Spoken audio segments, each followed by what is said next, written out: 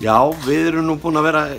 í þessu félagi eða félagi svo stórkomna upphaflega frá stofnun þess og það hefur ýmislegt gerst í sögu félagsins sem varð 110 ára á síðasta ári. En fyrir okkur hefur þetta alltaf vigtað þyngst þessi hagsmunagæsla og félag atvinnurekenda er búið að standa sig alveg gríðarlega vel í þeirri baráttu og sérstaklega á síðustu árum. Við erum mjög ánægðir með það sem félagið hefur náð í gegn og bæði fyrir okkar hönd og fyrir bransan að þessi hagsmunagæsla er gríðarlega mikilvæg og í okkar bransa hefur þetta verið tolla og samkeppnismálin hafa verið veðþungt en okkur finnst mjög gott að hafa svona félag líka bara til að berjast fyrir bransan í heild sinni og tollamálin hafi verið mjög stór og það er mikill árangur nást á síðustu árum í þeim málum þannig að bara í dag eru tollanir nánast að hverfa sem betur fer. En sömuleiðis hefur þetta vigtað þungt að hafa svona sterkt félag sem við getum þá beitt sér fyrir okkur í okkar eigin hagsmunamálum og þeir hafa, eins og segi, stundum er þetta viðkvæmt fyrir okkur að standa baráttu við kúnna eða hið opinbera eða slíkt, einhverjum svoleiðis málum og félagið hefur oft komið fram fyrir okkar hönd í þeim málum.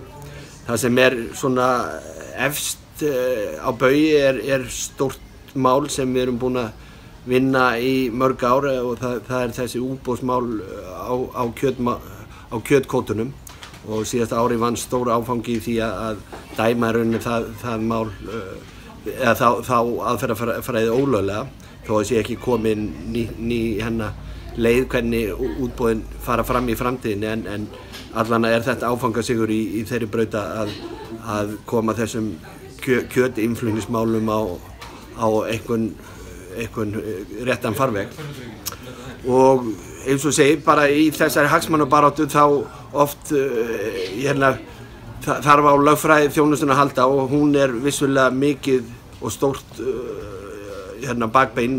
hjá félaginu og hefur hjálpað okkur bæði í þessu kjötmáli og öðrum málum og það er gríðarlega gott teymi lögfræðinga og gott að geta leita til þeirra með jafnvel smærri mál og fá bara svona án þess að vera að borga einhvern dýran lögfræðingakostnað og fá bara svona létt viðhorf þeirra á hinum ýmsum málum. En þetta er svona það sem vegur þyngst hjá okkur en það má ekki gleyma því að það er fullt af góðum námskeiðum hjá félaginu sem bæði stjórnendur og starfsmenn að nýta sér. Það er fullt af mjög skemmtileg kannski styttri námskeið sem við getum þá sendt okkar fólk á. Eins er félagi hjálpa okkur í kjaramálum og sem sagt að styrkja starfsmenn í hvort sem það er kennslu eða námskeiðahaldi eða eitthvað slíku. Þannig að við erum bara í heildina sagt mjög ánægðir með félagið og mér finnst það hafa vaxið og dafnað mjög á síðustu árum og í rauninni erum við að leita meira til félagsins heldur en nokkuð tíman áður og yfirleitt bara með mjög góðum árangri þannig að ég mæli bara með öllu sem þeir að gera og fyrir ný félög að koma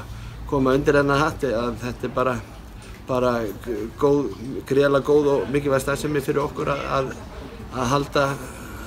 halda í gangi sko.